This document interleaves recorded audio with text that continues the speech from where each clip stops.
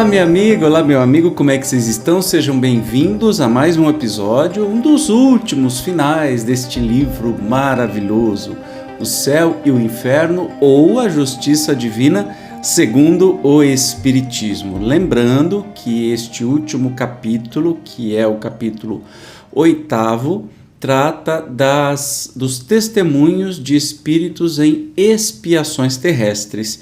E hoje nós vamos conhecer a história de Clara Rivière. Então, sem demora, vamos para o texto. Era uma menina dos seus 10 anos, filha de uma família de camponeses no sul da França. Havia já 4 anos que se achava profundamente enferma, olha só. Durante a vida nunca se lhe ouviu um queixume, um sinal de impaciência e, conquanto desprovida de instrução, consolava a família nas suas aflições, comentando a vida futura e a felicidade de que a mesma deveria recorrer.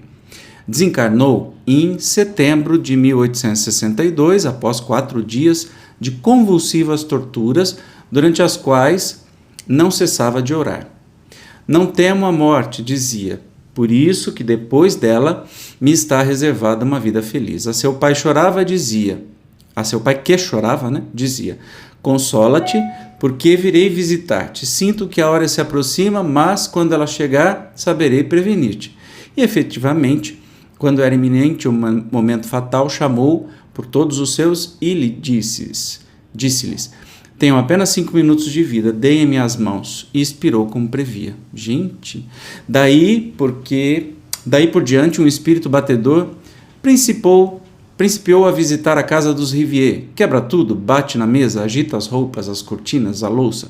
Sob a forma de Clara, ele aparece a irmã mais nova, que conta apenas 5 anos. Segundo afirma essa criança, a irmã lhe aparece frequentemente e tais aparições lhe provocam exclamações de alegria como esta. Mas vejam como Clara é bonita. Nossa, gente, interessante. Como é que é uma menina, tão nova e tão consciente, tão tranquila, que desencarnou com seus 10 anos, e aí depois que desencarna, volta um espírito batedor dizendo que ser ela? Então vamos lá. Aí foi feita a evocação. Vamos começar. Aqui estou, disposta a responder-vos. Tão jovem quando encarnada, donde vos vinham as elevadas ideias sobre a vida futura manifestadas nesse mundo? Do pouco tempo que me cumpria passar no vosso planeta e da minha precedente encarnação.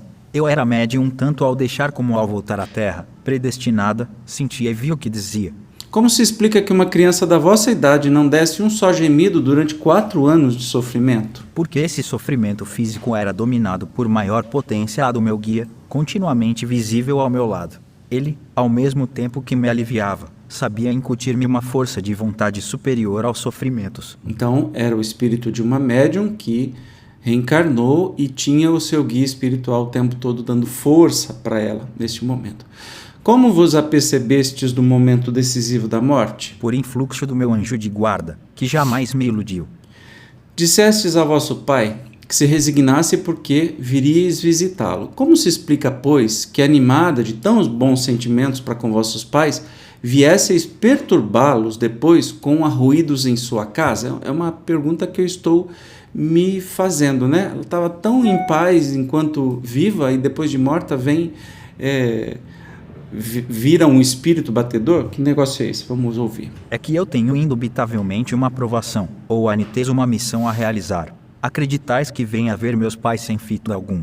Esses rumores, essas lutas derivadas da minha presença são um aviso. Nisso sou também auxiliada por outros espíritos cuja turbulência tem sua razão de ser. Como razão de ser tem a minha aparição a irmã ZNH, graças a nós, muitas convicções vão despontar. Meus pais haviam de passar por uma provação. Bem cedo isso passará, mas não antes de terem convencido uma multidão de espíritos. Olha que interessante. Então, tem algum porém aí, Ela é auxiliada por espíritos batedores, não é exatamente ela. Então, não sois vós individualmente autor desses rumores? Sou, porém, ajudada por espíritos ao serviço da provação reservada aos meus genitores. Olha, provação para os pais. Como se explica, então, que a irmãzinha só vos reconhecesse, não sendo vós a autora exclusiva de tais manifestações? É que ela apenas me viu a mim. Agora dispõe de vista dupla, e ainda terei de confortá-la muitas vezes com a minha presença. Qual a razão dos vossos sofrimentos mortificantes numa idade tão infantil, né? Tão novinha, a partir de 6 anos? Faltas anteriores, expiação.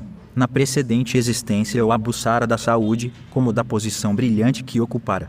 Eis porque Deus me disse, gozaste demasiada e desmesuradamente, portanto, pagarás a diferença, eras orgulhosa, logo, serás humilde, vaidosa da tua beleza, importa que dela decaias, esforçando-te antes por adquirir a caridade e a bondade, procedi consoante a vontade divina e o meu guia me auxiliou. Olha que interessante, né? E isso explica muita coisa, que as religiões geralmente dizem assim, que criança doente ou que morre nova é vontade, é mistério de Deus, né? Não é bem assim, é muito mais lógico que seja dessa maneira e provações até escolhidas pelo próprio Espírito. Quereis que digamos algo aos vossos pais? A pedido de um médium, eles já tiveram ensejo de praticar a caridade, de não orarem só com os lábios, e fizeram bem, porque cumpre fazê-lo também na prática, pelo coração. Socorrer os que sofrem orar é ser espírita. A todas as almas Deus concedeu livre arbítrio, isto é, faculdade de progresso, como lhes deu a todas a mesma aspiração, e, por isso, mais do que geralmente se pensa, o avental roça pela toga bordada. Aproximai as distâncias pela caridade, dai guarida ao pobre em vossa casa, reanimai-o, não humilheis. Se esta grande lei da consciência fosse geralmente praticada, o mundo não assistiria periodicamente a essas grandes penúrias que desonram a civilização dos povos e que por Deus são enviadas para castigá-los e abrir-lhes os olhos.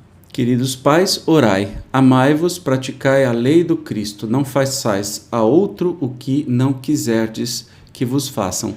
Apelai para o Deus que vos experimenta, mostrando que sua bondade é santa e infinita como Ele.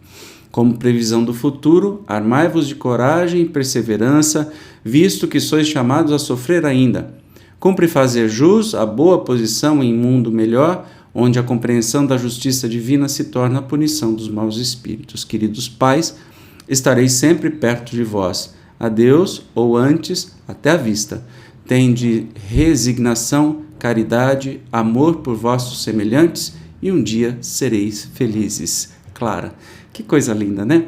E nós temos aí umas últimas palavras do próprio Kardec, vamos ouvir. Mais do que geralmente se pensa, o avental roça pela toga bordada, esta imagem belíssima é alusão aos espíritos que, de uma outra existência, passam de brilhantes a mínimas condições, espiando muitas vezes o abuso em relação aos dons que Deus lhes concedeu. É uma justiça essa que está ao alcance de todos. Profundo pensamento é também esse que atribui as calamidades coletivas à infração das leis divinas, porque Deus castiga os povos tanto quanto os indivíduos.